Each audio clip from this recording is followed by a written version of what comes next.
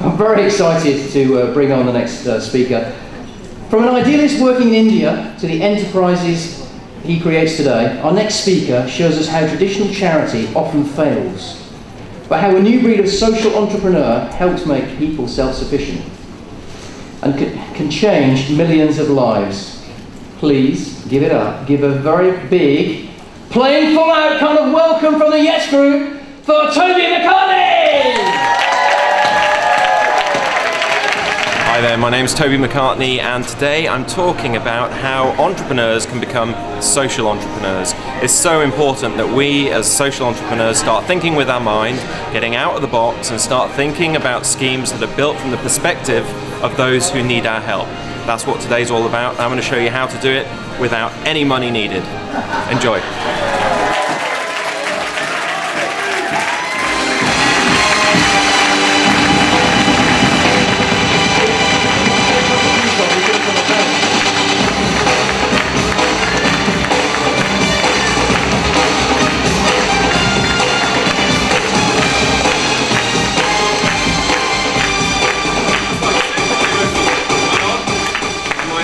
Yes, I'm on. Hello. How are you doing? I'm very loud, am I? I'm always loud, but that was like superhuman music. Here we go again. Do I need to come and root your back? Just doing this to Lou, not to me. Am I on now? Is that better? I'll talk quietly. That'll work. I've got to say, I was sitting in the back, and Lou was obviously introduced, and you went wild, and I started to sweat, get quite nervous, and I thought it's a bit, you know, my analogy is a bit like you've had Bon Jovi and now the Wurzels are on. So I'll do my best for you. My name's Toby McCartney, and I'm on and off and on and off and on and off. Am I better with a handheld, or do you want me to? Do you want to use mine? I'll use yours. The magic microphone.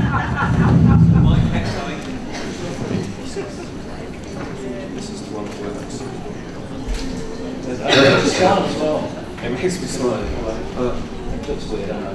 Like that? Like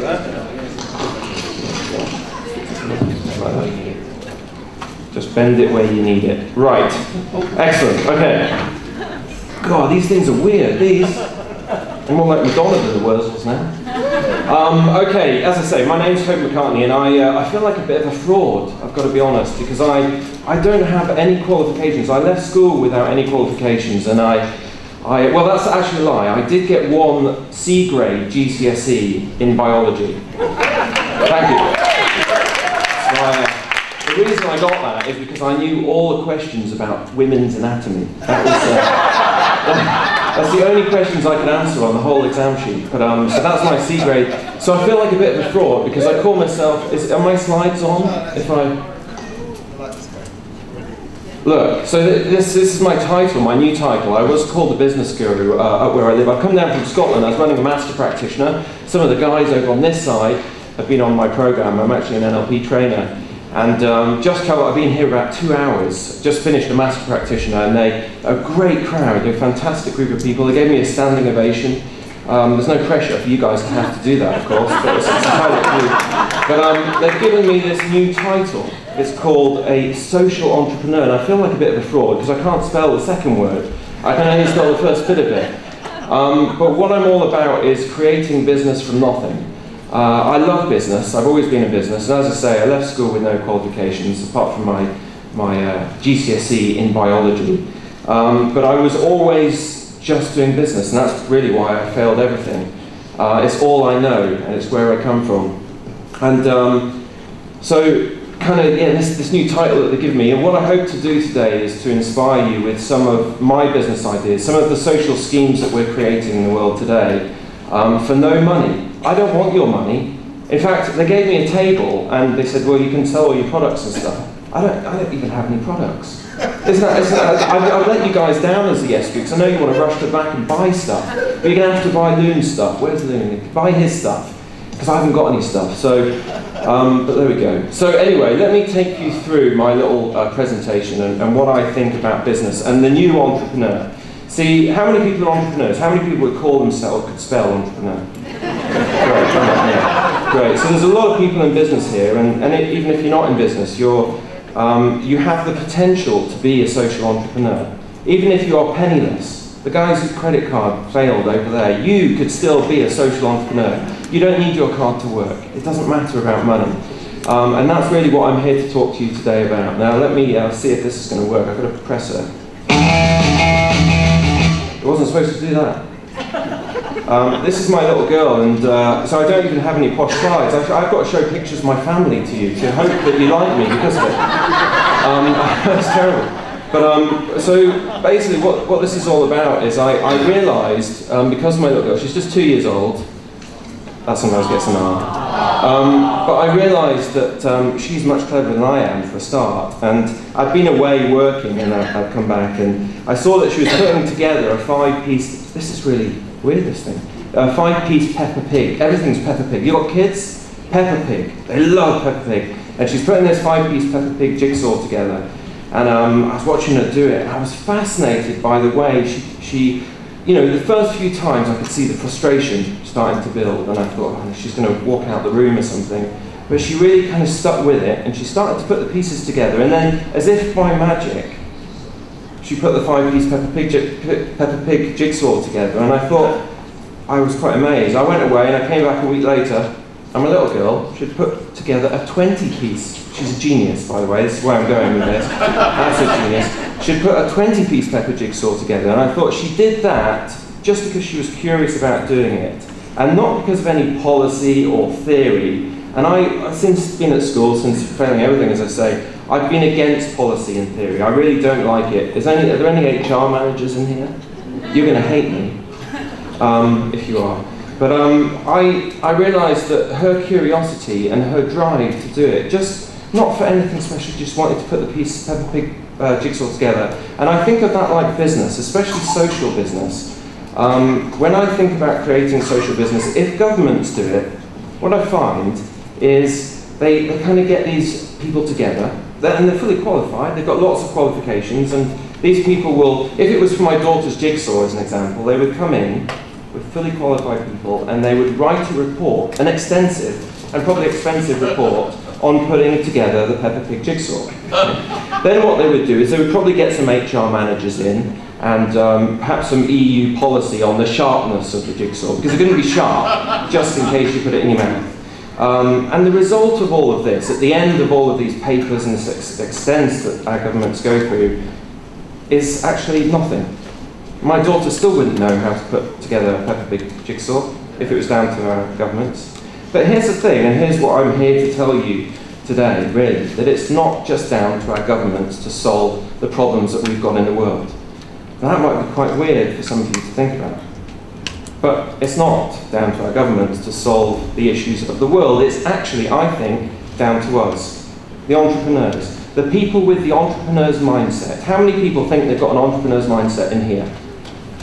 Great. I got this hand thing, by the way, from Loon. I didn't know how to do that. You guys all, it's good. What I need to do is also repeat words as well, because you seem to do that well. I like that. Yeah. I was going to say, my name's Toby, and then hope that you just keep repeating it. Toby, Toby. So what I wanted to do was get away from all government policy and go with you guys. See, I need you guys to make my businesses work. Because without your mindset, it doesn't work. If I go through government policy and I go through the schemes that currently exist, it doesn't work. Something's not working. And that's why we have poverty and famine and all these things in our world that are really negative. I want my little girl here, and I've got 2 now, one's 9 weeks, and she's 2. And I want them to study things like poverty and famine in a history class. I don't want them to study them in a social policies class or a current affairs class. I want them to study them as history. I find it amazing today that there are people without food. You know, have you ever thought about that? Is that not just totally weird? There are people in the world without the very basics, food and accommodation, the things that we all take for granted. So some of my stories, well, all my stories are real, but some of my stories, I hope, will inspire you to do something different for no money. How does that sound? Sound good? Right, good. This is my idol, look at that. There's no reason for showing you the picture, I just like him. The one on the right, by the way, is Richard Branson. The other one's a good-looking one. But yeah, as I say, from 9 years old, I wrote to Richard Branson, and I said, listen, I love you. I love you. It wasn't, you know, I don't like girls, but I loved him. And I wrote him a letter and I said, listen, I want to be just like you. I want to do the things that you do. And I love business. I had my first business when I was 6, and I'd sell tuck from a box that my grandfather built me. And what I would do is, tuck is sweets in the posh school that I went to. And what I would do is, for the people that were dragged up, I just thought I'd make that clear. They would put all the tuck into my tuck box, right to the top, okay? I was never really into sweets, although you probably wouldn't know it now, but I used to open the lid of the box, and on the inside I'd have the price list of all the sweets. Now they'd be slightly cheaper than the tuck shop, which is a shop that sells the food in our school. And all the kids used to come to me to buy their sweets. And when I was about 14, my grandfather used to buy me little stubbies, little bottles of beer that were worth a fortune. Because when I was 14, they were illegal. And I used to sell them off at pounds. I used to make all this profit and think, there's something in this business thing. I want to do more of this. So I wrote to Richard Branson. I said, listen, I want to be just like you. You know, teach me, basically. In fact, I wrote to a number of entrepreneurs, and I didn't get any letters back except for one from that chap there. And I've still got it today. It's probably a standard letter that he sends out, but I've got my letter from him. And I thought, that's one thing, that's one goal in my life that I've achieved. I've had a letter from Richard Branson. How many people could say that? So I thought, well, at least I've achieved that. But I always wanted to kind of meet the guy. And you know, sometimes if you put it out there, you get it back. You know, unless you're in the Yes Group, you know this stuff. And we were on holiday in Mallorca. And I was with my wife, and actually we're with the 60th sexiest woman voted by FHM in the world. At this dinner table with my wife and the 60th sexiest woman. Now the thing is, when I see famous people, I know she wasn't that famous, but when I see people like that, I start to dribble and sweat and come across all wrong. I was told by my wife, right, you've got to look in the right places, first of all, not the wrong ones. Look, because she's a glamour model, you've got to look straight in her eyes and just talk normally. No sweating, no carrying on, just be normal, Toby, for Christ's sake, just be normal. So anyway, it was all going so well. This dinner was going well, and I thought, you know, I've been quite cool about this, and my wife was semi-pleased with me, as she always is. And then the next thing, and the thing that kind of ruined it for me, was Richard Branson walked past in the restaurant. I thought, that's Richard Branson. You know, a little bit of wee came out of that, but I was so excited. I was so excited. And so I thought, well, that's another goal that I've reached. I've seen live, he exists. He's not just a cartoon or on the TV. I've seen him, and he walked past my table. That's the story I'm going to tell. But it got better, as I'm sure you realise. And so we're sitting, we're having this dinner, and by this time I was starting to quiver a little bit. And then Richard Branson and his wife and his family and all his business people, they came, and they sat about 3 tables down from us in the same restaurant. That sometimes gets a woo, but that for me was really exciting. I remember I was there, I had my iPhone. It's good, an iPhone, by the way. If you BlackBerry user, get an iPhone, because if you hold it up in the right light, you can kind of reflect it. You can see people. Because I didn't want to turn around and look at the guy, just in case he saw me. So I was just kind of reflecting it, seeing Richard Branson 3 tables down. And I said to my wife, I said, listen, I would love to go and speak to that guy. Imagine what it would be like to speak to your idol. The person that you love, that you admire most in the world, besides your wife, of course, I had to say that bit. And so she said, listen, Toby, she said, you teach people how to do this stuff. Take the opportunities. That's what you say to people, so go for it. Go and speak to him. I thought, oh, I can't do that. God. You know, I know I teach it, but I don't really live it. I'm not. Who does? Let's be honest. But anyway, she said, no, Toby, this is your opportunity, go and do it. So I went up my schoolboy pose up to his table, because I couldn't look at him, in case he had laser eyes or something like that. I went up to his table and I started to speak at 1,000 miles. I was so nervous, everything. I was sweating and quivering and, you know, crying and peeing myself, and it was horrible. So I stood at the table, I said, Mr. Branson, I said, you're just amazing, and I wrote to you when I was 9 years old, and you wrote back, and now I want to be just like you, and, you know, and I went on and on and on for about, well, it seemed like hours. And you know what, he looked up, and he said, pull up a chair.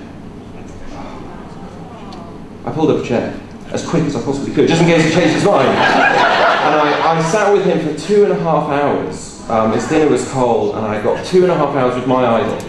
And, you know, of all of the story, the reason for this story is because he spoke to me about two main things. And the first thing that he spoke to me about was how, in business, he thinks it's just really